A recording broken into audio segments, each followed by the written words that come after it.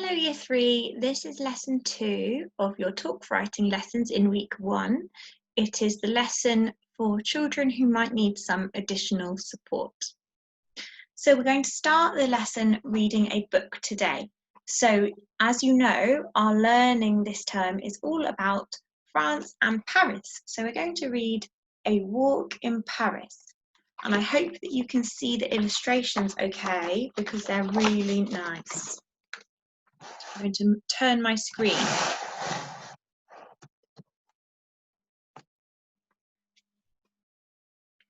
Hello, this is me, and this is my granddad, and we're in Paris.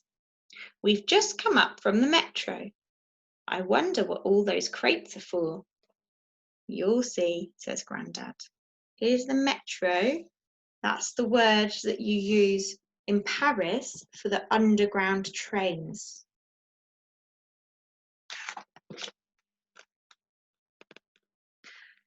They're full of fruit and vegetables. It's market day in the square.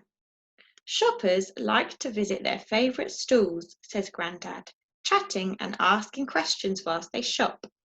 I get some tasty cheese to try.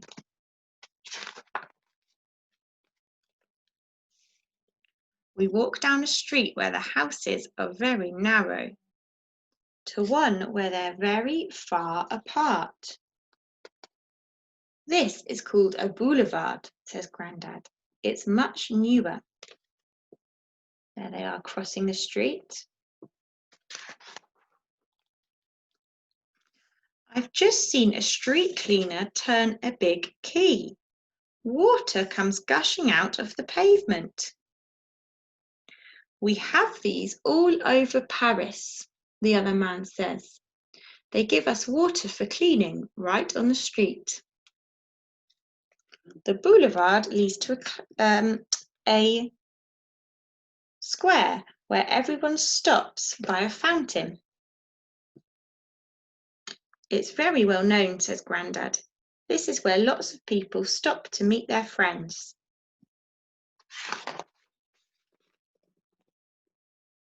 Round a corner, we see the River Seine.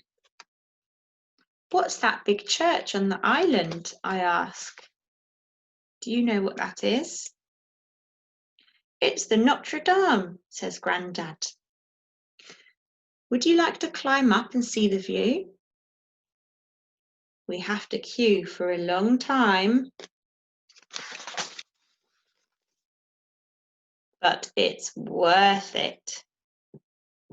Look at that view. Grandad points out some landmarks. The tallest building we can see is, other side, the Eiffel Tower.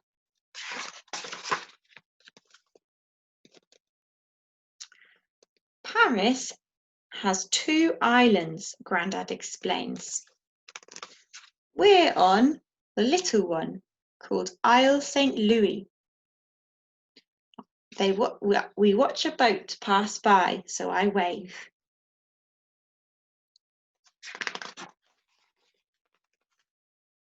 We've crossed onto the right bank of the river. Paris has style, don't you think? Asks Grandad, as we pass a smart hairdresser's shop. I think there are lots of ways to wear your hair.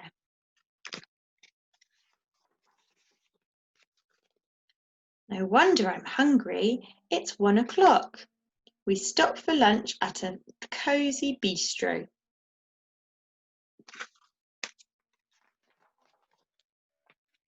Then we're ready to explore. This door is huge.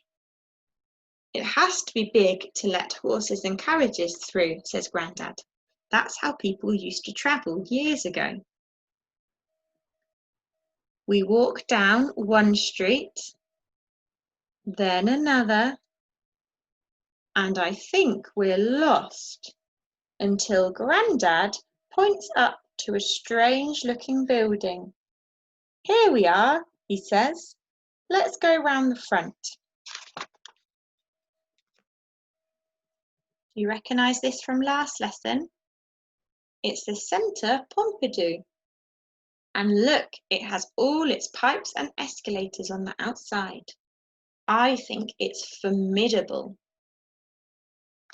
Formidable means powerful and a bit scary.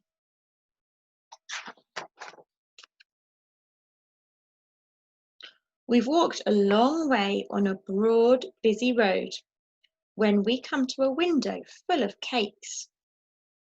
What would you like? Grandad asks. I want that one and that one and that one, I say. They look delicious, don't they? We turn into a courtyard with a pyramid in the middle and rows of grand buildings round the side. Do you recognise this building? A tour guide is talking to her group. This is the Louvre Museum, she says. Its treasures include a famous painting called the Mona Lisa. I see the Mona Lisa, I tell Grandad. It's on that poster over there. Here it is. Well, this is an advert for it.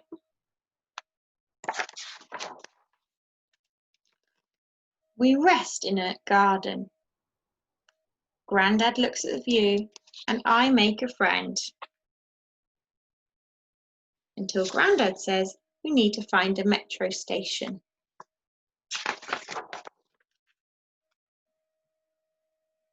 We listen to some cheerful music as we wait for our train. I ask Grandad where we're going, but he won't tell me. It's a surprise, he says. Where do you think they're going? The sky's getting dark as we come up out of the metro, and Grandad buys me a souvenir from a kiosk by the station. Remember the Eiffel Tower, says Grandad. We saw it from the Notre Dame. I look up and find myself standing right below the Eiffel Tower. It's enormous and fizzing with lights. We stay until the end of the show.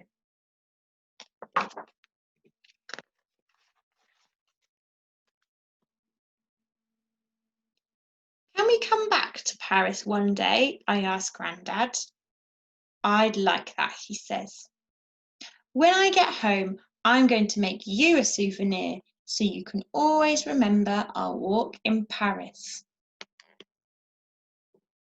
Merci and au revoir.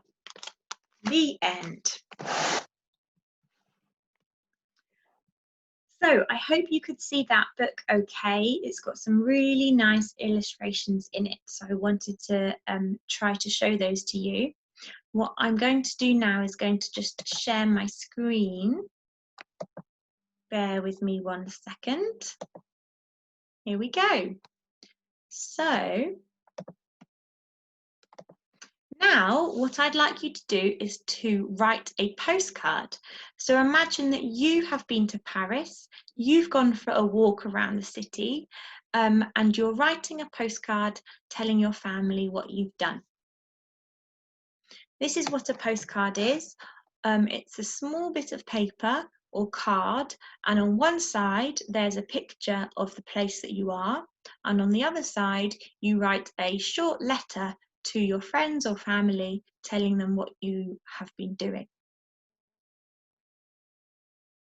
So you could talk about what you visited and what you thought of it, what you ate and drank, what you liked best, how you feel, and what you're going to do next. I have started a postcard for you and I'd like you to finish it.